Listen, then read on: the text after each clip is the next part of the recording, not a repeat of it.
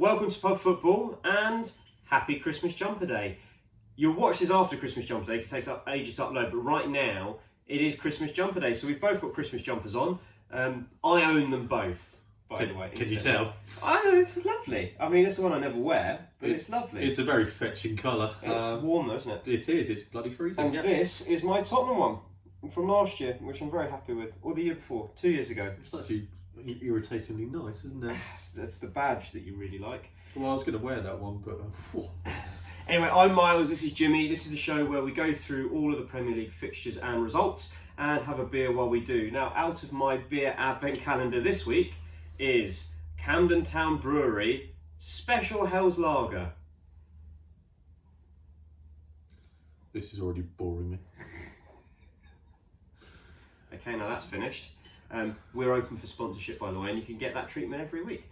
On to the games this weekend. We're looking ahead to the weekend's Premier League fixtures. Liverpool, Watford's kicking off on 12:30 tomorrow on Saturday. Burnley, Newcastle, the first of 3 o'clock games, going to Chelsea, Bournemouth, Leicester, Norwich, Sheffield United, Aston Villa, and the late kick-off tomorrow. What a game for televised audiences. Southampton against West Ham United. Just wait till you Monday's fixture. Oh my God. On Sunday, the 2 o'clock kick-offs are Man United, Everton, Wolves, Tottenham at Molineux, and the 4:30 game, huge game, Arsenal against Manchester City. And like you said, the game we've been waiting for, Monday Night Football. It is a derby of sorts. It's like the M something derby. It is, yeah. I don't know what that road is. They're after you. Crimes against fashion. Yeah, that's good from you. It's a derby for one road down towards the south coast because it's Crystal Palace against Brighton. God, that's going to be so Monday bad. night. I might Nil, not nil. watch that. No. Okay, well, we'll get to that Yeah. one. Starting at the start of the weekend, as we normally do, the early kick-off on a Saturday. Big game, actually, at Anfield, Liverpool against Watford. First Watford game properly under Nigel Pearson, so he watched them last weekend, because he was announced last Friday. Let's get a week. Watched them last weekend. He's had the week to work with the squad. Expect something different, but it'll be interesting to see what he does. Well, it's one of those games, isn't it? I think they'll still get stuffed 4-5-0, but Yeah, we'll see what happens. Hopefully there's a little bit more structure and defensive organisation, but I'm not sure what to expect. I'm looking at it, and it wouldn't surprise me if he plays a 3-up, which is something that Watford haven't done, because that's the fashionable, easy way to play football these days. 4-3-3? Yeah. Yeah.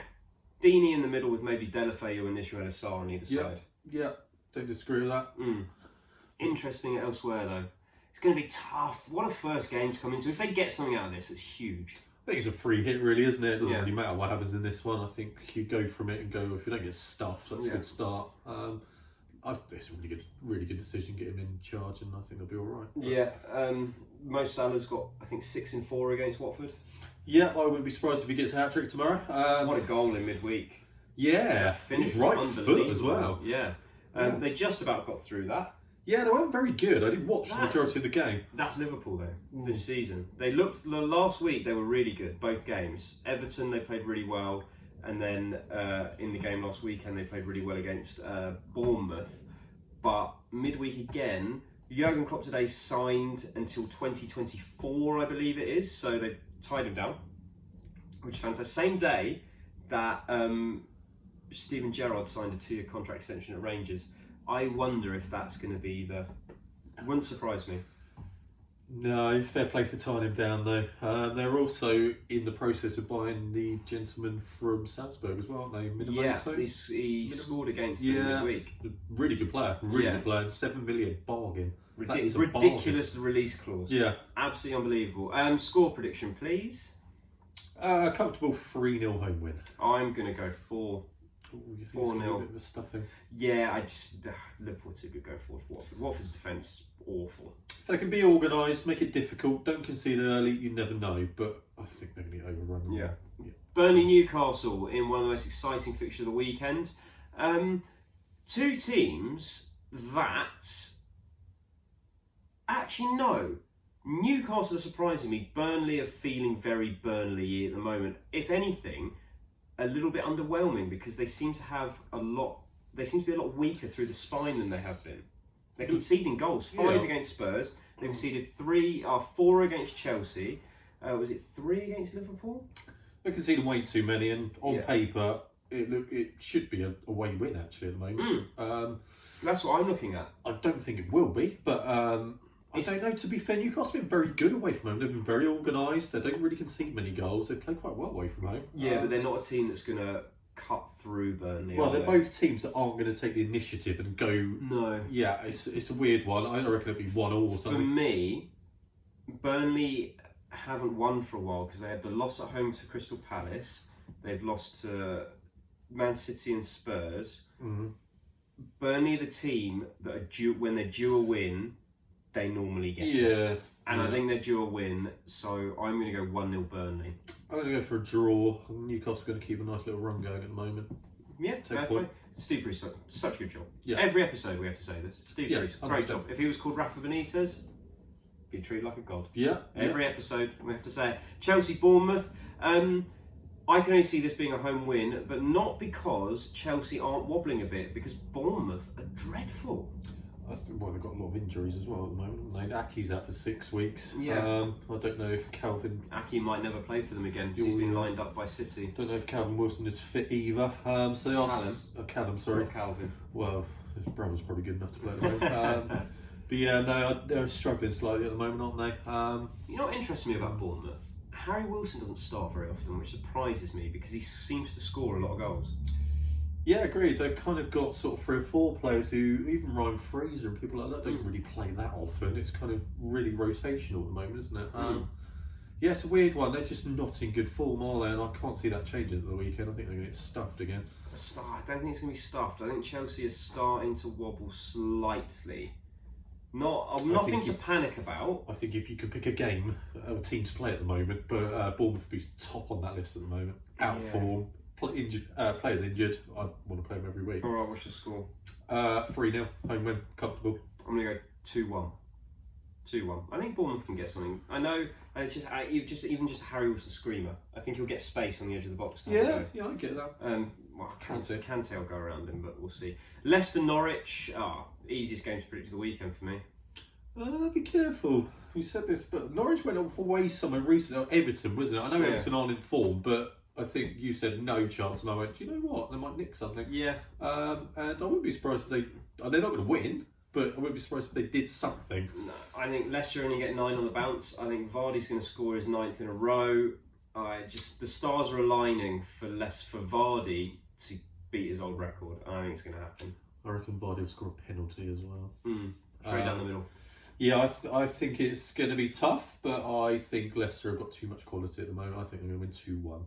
I'm going to go 3-0. They are playing really well at the moment. I can't see them conceding against Norwich. Absolutely stuffed Villa last week as well. Exactly. I think and Villa are better than Norwich, and this is at home. But this is a game you look at and go, complacency might become an issue. Yeah, Brendan Rodgers isn't.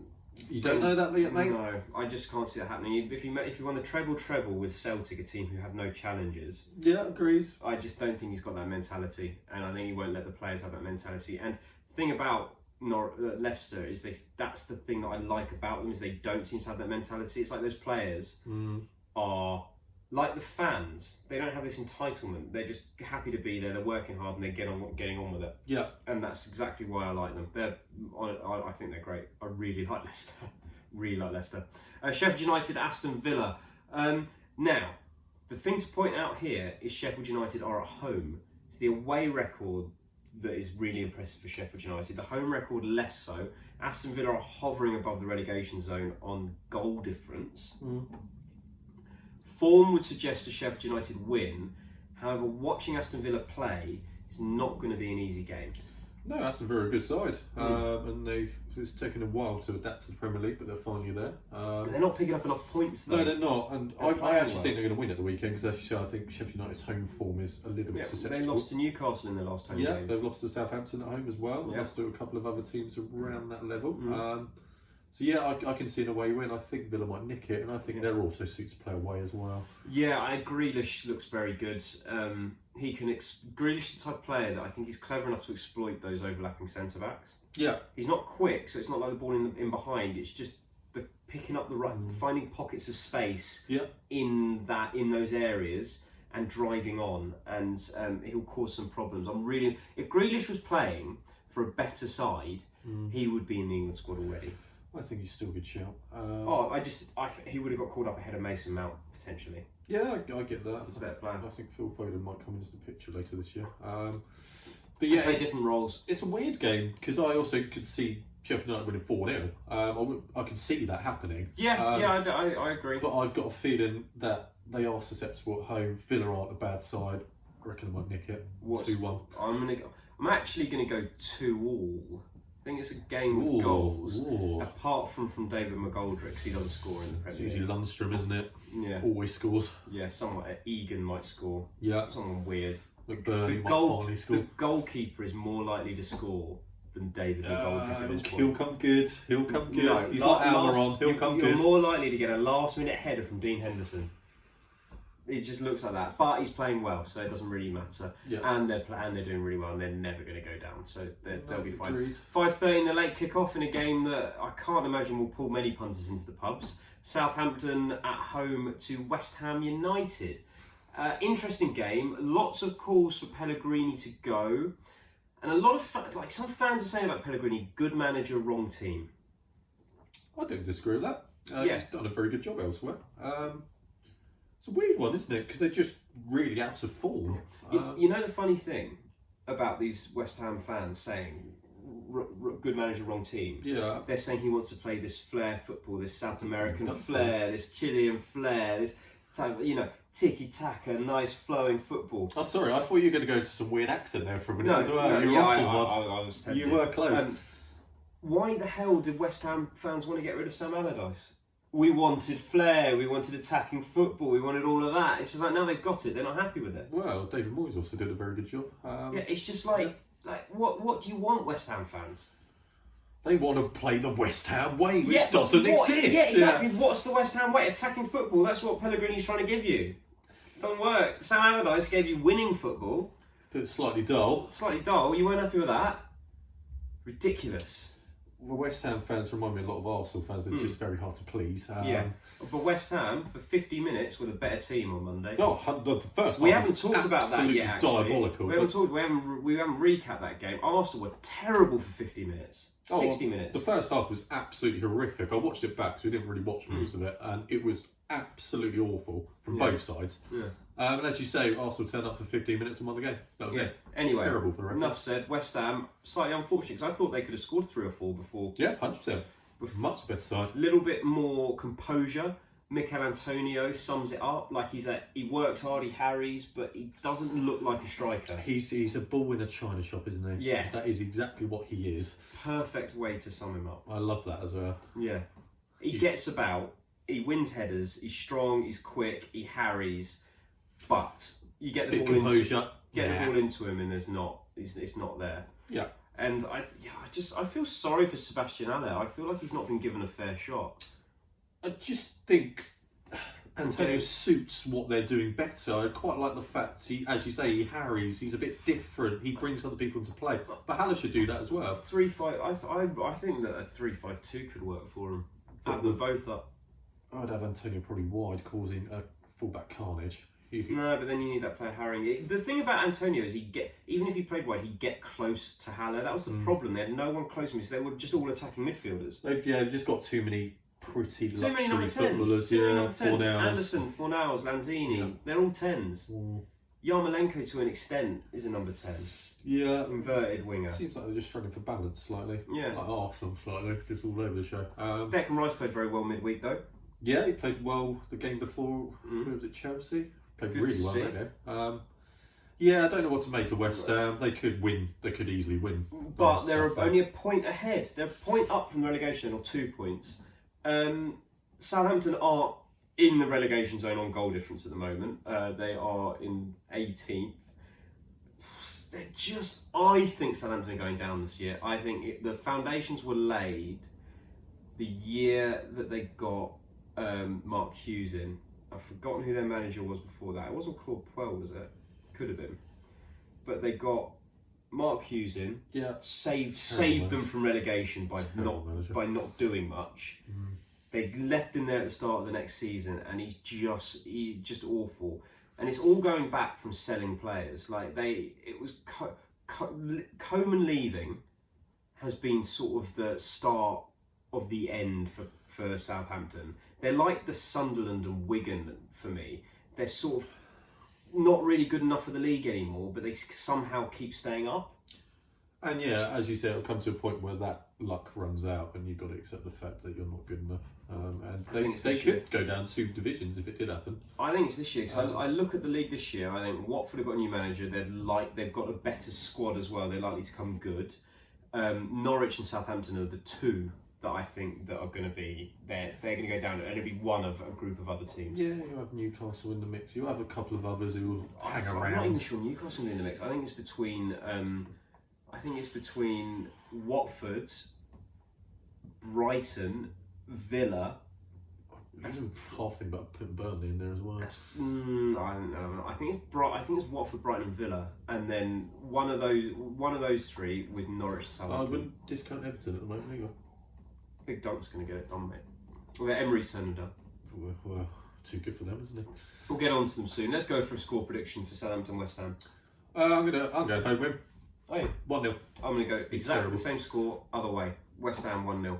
And it's going to be terrible. As you say, Southampton are always close to that line, but they do pick up a result here and there. Yeah. I can see them doing it again. They are the Wigan, the Sunderland, the team that just aren't good enough for the league, and then 1 year they will just finish rock bottom. Yeah. That'll be terrible. They're just doing enough to keep themselves kind of in the mix, and I wouldn't be surprised if they end up the right side of it. Absolutely, they'll step like 3 seasons on the bench just about, and then they're rock bottom. Then they won't strengthen again in the summer, and then wonder why they aren't staying up. Rock bottom. They'll have 3 managers in the season.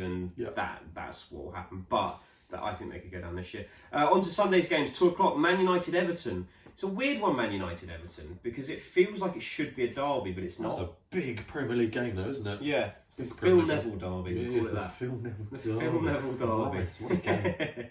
Everton, not been good this season. However, last weekend I was very impressed with them. Now, don't get me wrong, they weren't the better side if you're counting possession against Chelsea. But what they did do was they were compact, they broke well, they changed Duncan Ferguson got his tactics spot on, and I tell you what, it's exactly the type of team that Man United might struggle against.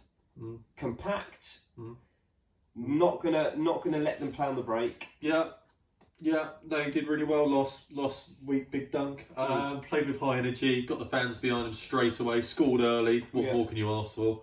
Won about 30 odd tackles. Can't argue with that. Yeah. If everyone's committing and up for it, great start. Man United have had an upturn of form though. Beating Spurs, played well last night as well. Beat Spurs, beat City, and an emphatic win yesterday. Greenwood scoring twice. All of a sudden, again, it's how good can Greenwood get? All of those ridiculous reports. Yeah, there's a lot of kids in that squad who are decent players. Yeah, Garner finally started. Yeah, Garner, who's got the young lad at right back, I can't remember. And the left back, Brandon Williams. That's the one scored as well recently. Yeah, he scored against Sheffield United, wasn't it? Yes, great Sheffield finish. United, very good finish.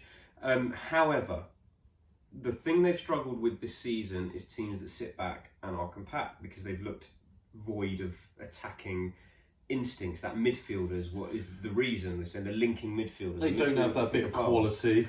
Well, maybe they'll chuck Garner straight back in this weekend. He's meant to be a very good player, but we'll see. I doubt that'll happen. And if Everton do what they did last weekend and they stay compact and they use the break, I think Everton can get something out of this game. I really do. They've got some real quality going forward, Everton, compared to most teams go to Old Trafford who just sit there and hope for a Zaha to do something. Yeah. They've got 3 or 4 who could do that. Charlison, Calvert-Lewin scored twice last weekend. Siggy's playing in the midfield. Sigurdsson's playing in the midfield. He played next to someone, didn't he? Yeah, and then you've got Iwobi and Walcott on the wings. There's pace there, so there's pace for the counter-attack. Slightly changed this week, I think. I'm just going to go for 2 in the middle. I think they'll go compact. Well, it worked against Chelsea, and Chelsea have got the most harrying... Yeah, I know it's a home game, but they played as if it was they were the away team. I agree. I think they'll go 3 there. I'll shove Tom Davies in there as well, probably. I wouldn't be surprised if they do exactly the same thing and put Tom Davies in after a while. To be fair, I quite like the fact he's playing 4-4-2. I think it's great. Yeah. He's bringing back 4-4-2. We love it. It's the system he likes. He was the target man. Had a little man. He's bringing the 90s back. He used to have Kevin Campbell running off him, didn't he? Exactly. Danny Calamatri or whatever his name is. Oh, man. Score, please, mate. just about a 2-1 home win. It's going to be tight. I think it's going to be 1-1. I've got a feeling Everton are going to get something. I would love it if Man United don't win, because there's all this bandwagon of they're back on it again. Ollie's at the wheel. No, but there's always going to be blips. Yeah, There's exactly. always bumps in the road. Wolves Spurs at Molineux. That's a massive game. Massive game. Massive. Smashed in the week, Spurs.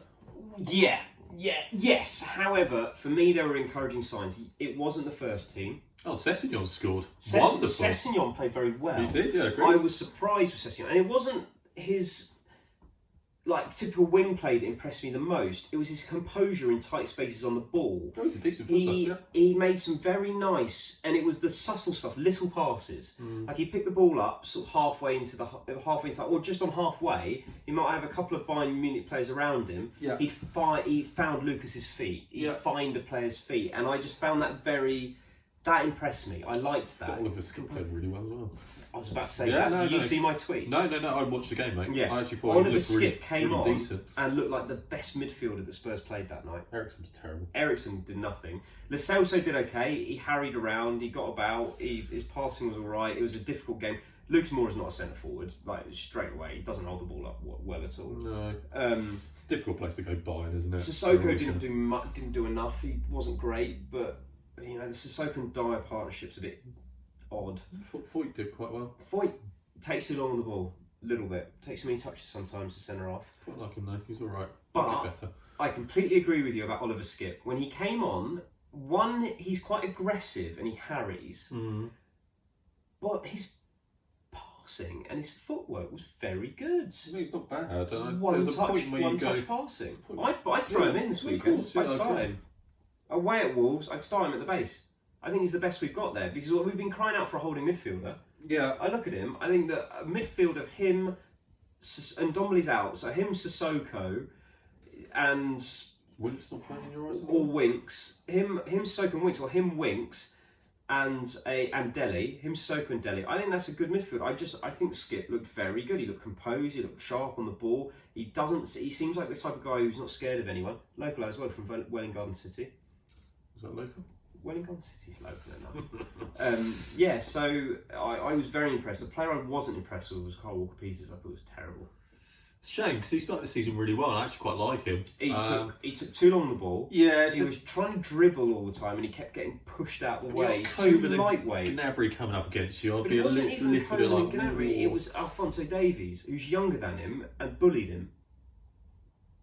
It's a difficult place to go. It's a difficult place Take to go. the positives, but run into next week. You look at the age and you look at the level of player, and you go, I'm not sure Carl Walker-Peters is going to make the grade at Spurs. And I agreed with you at the start of the season. I thought he played quite well, but I thought he was very good. He takes too long on the ball. He's dribbling. He can't beat a man because he's too light. He knocks it past him. And he gets pushed out the way. Give him time. He's a young man. He's crap games. I'm sorry, but he's so svelte. It's not even like Ashley Cole, who was aggressive. He doesn't look aggressive and svelte. He's just a small guy. I wouldn't be surprised if he had a blinder this weekend. Oh, he won't play.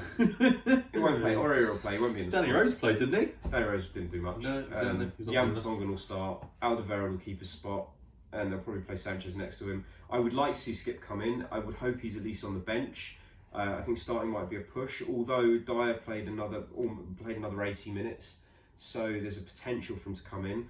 As for Wolves, played midweek, and this is always a difficult game after a midweek game. What again? They're through in the Europa League. Well, Jota scored the fastest hat-trick in Europa League history, 12 minutes.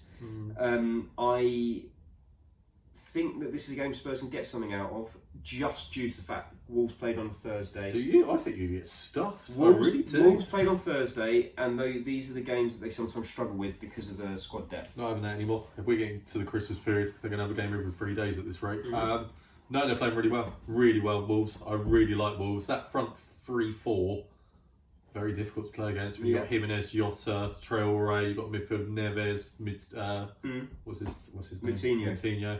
That's a really good sort of five there. Right. And at home, Adama Traore's been fantastic. Exactly. And there's a big pace mismatch if he's coming up against Jan Vertonghen. Yeah.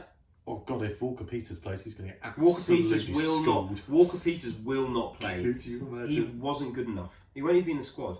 Next time he plays will be the first round of the FA Cup. to be fair, it doesn't matter who. Even Danny Rose, he's going to absolutely annihilate Danny Rose. Danny Rose has been terrible this season. I wouldn't start him, and I wouldn't get Ericsson anywhere near it. It's time for him to go. People have been talking about getting rid of him for free in January, and I'd be tempted just to get him out of the way. I would take 15 million for him from someone and just accept it. 10, 15, yeah, he's not good enough. Anyway, score please. 2-0 home win. I'm going to go 2-1 away win. I've just got faith that... The problem is you leak goals at the moment. That's your biggest issue. Well, we got a clean sheet last week. And then conceded 3 in a week. Yeah, but it's a complete different side. Arsenal City, big game, 4:30 on Sunday. Arsenal were back on Monday apparently because of 15 minutes of good football, and then they went 2-0 down to who even was it? Played against Standard Liège last night. Standard Liège, and they went 2-0 down up to the 80th minute, and then turned it off, and then got a knock at the door going, "Oh, did you see the end of it?" I went, "No." "Oh, we drew 2-2. Oh, great. Yeah. They were terrible. Yeah, absolutely terrible in the week. But to be fair, with a lot of youngsters in. Oh, but you were just using the argument about Spurs having a different side. No, I get that, but yeah, we're just terrible at the moment. I just look at your squad depth, and I just go, not there. He's going to start Xhaka again. Is Xhaka back from his concussion or whatever he had? He'll probably start Xhaka again, who was awful against West Ham. Awful. We'll start with Thursday, the positives. I thought Saka was absolutely wonderful. This Thursday, last night. Saka was great, and he played left full back, and he was absolutely wonderful. I thought Emile Smith-Rowe was quite good, which is good. Martinelli was great too. There's just an underlying issue that none of those players will start. It does. I don't care about that. There's just an underlying issue with the squad at the moment that when we go behind, we do not look like getting back into games. We were very fortunate to get back into that one. 2-0 down, I turned it off because I've done with it. You would, to be fair, you've done it twice in a week. West Ham, you got back. Although, but it was 15 minutes against West Ham where we suddenly turned up. You almost got a lucky one on the break against West Ham, and it built the confidence. Because before that, the passing from Xhaka especially was appalling. He was just picking up the ball, and there'll be a 5-yard pass on. It's that midfield and he was smashing, and he was just going long. It's that midfield again last night. There's an issue with we can't play through the lines. No. Like it goes from David Luiz, and he goes, "What am I going to do with it?" Because no one's showing, no one wants the ball. You're not going to play up to your forwards and do it that way because I don't know. It's just and you don't have a big man up front to hit. no, exactly. And you've not exactly got that much pace in behind. Like Aubameyang's not the quickest. He's not slow. He's not bad. He's not bad, but he's not rapid. No, but they kept trying to obviously smash it into Lacazette's feet. It was bouncing off everywhere, and you go, "Oh, we lost the ball again." And we're playing against a really poor side. They were terrible. We were even worse. And it was the same on Monday night. We're awful for 60 minutes, and obviously they got a bit tired. Spaces opened up. We sucker punched them and scored 3 in about 10 minutes, and that was it. Yeah, I tell you what, first goal, I'll give you that. Second goal, terrible defending from Masuaku. You knew where he was going to go. I don't think that second goal happens if Creswell had stayed on the pitch. No, 100%. And the third goal, Pepe's cross was appalling. It was just going straight to the goalkeeper. And it deflected it wasn't out. that bad. It was pretty bad. It was going where it's meant to, but it got quite a big deflection. It would have gone into the keeper's hands. It would have gone pretty close, mate. It was a big it was a big deflection. City though have had an odd week. They did win in the Champions League, but they lost last weekend in the Manchester derby. Champions League, I think they came from behind, didn't they? Or they were drawing. And they ended up winning 4-1, I believe. 4-1. For me, if I watched the majority of the second half, and I thought Phil Foden was absolutely scored a goal as well. He was brilliant. Wouldn't surprise me to see him starting this week, and he's exactly the type of player that will cause Xhaka and Guendouzi all sorts of problems. And we will see just how good Guendouzi really is. And you've got someone younger than him schooling him. Well, this for me is Foden's time. Silva's obviously getting to the point where he's obviously leaving in the summer. He's not playing particularly well even at the moment. And this is your chance, young man. We spoke. You've got to show your age there, mate. We spoke about him for such a long time. He's played 50 games for City already, and this is it. This is your time to shine. You could play for the end of the rest of the year now. Yeah. And I would play the Euro squad every single game. Someone else who might be leaving in the summer is Pep Guardiola, because it's been reported, allegedly, that he has a clause in his contract that means he can walk away this summer. I would be surprised if he goes. That's what I mean. If they don't win anything this year, and it's unlikely, but the league looks like it's gone. It almost looks like at the end of his cycle. If they win the Champions League, he might want to walk away on a high. If they don't, he might want to walk away because he feels he's taken them as far as he can. I don't really see a scenario where he stays. No, I think you've seen it this year. There's just an issue with City. I think they just feel like they're at an end of the cycle. Yeah. And as you say, even if he wins something, I can see him walking away. I think he's done what he's needed to do. He's had 2 fantastic years. This year's a bit of a disappointment, but they might win something. Score prediction, please. Arsenal, Man City at the Emirates. I think we're going to lose 3-1. Yeah. We're going to get absolutely torn apart. I completely agree, except I'm going to go 3-0. I think we will nick a goal, but we're going to get absolutely torn apart in midfield. That's where we're going to struggle. All right, the one we've all been looking forward to, Monday Night Football, Crystal Palace, Brighton. It's going to be bad. Both teams are doing quite well this season. Palace are doing irritatingly well.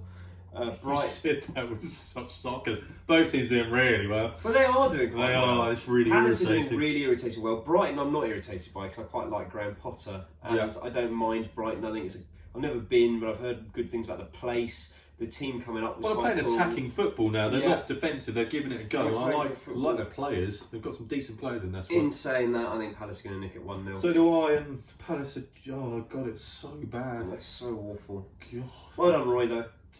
Yeah, fair play to Roy. I hope Zaha leaves in January and you start to get... I hope Zaha leaves in January and does awfully somewhere else because I'm not a fan of him either. No, I can see him going as well. But I just hope he doesn't do well wherever he goes. No, I hope he leaves and I hope Palace pick up another point to the end of the season and get relegated. But I hope Zaha's not been the player who's been keeping him up. I hope he goes to Everton and he's crap. I just don't think he's as good as people think he is. No, it's I've watched not. him play and I've gone, yeah, you're quick, but you're not great. It's like a tall Aaron Lennon. I'm shocked this game's on TV, to be honest. It's yeah, terrible. unbelievable. But fair play to everyone's fans. Gary Neville and Jamie Carragher are going to have a great time doing that. Yeah. Anyway, that was Pub Football with Miles and Jimmy. What a way to finish. Palace and Brighton fans. We don't hate your teams that much, but it's not great.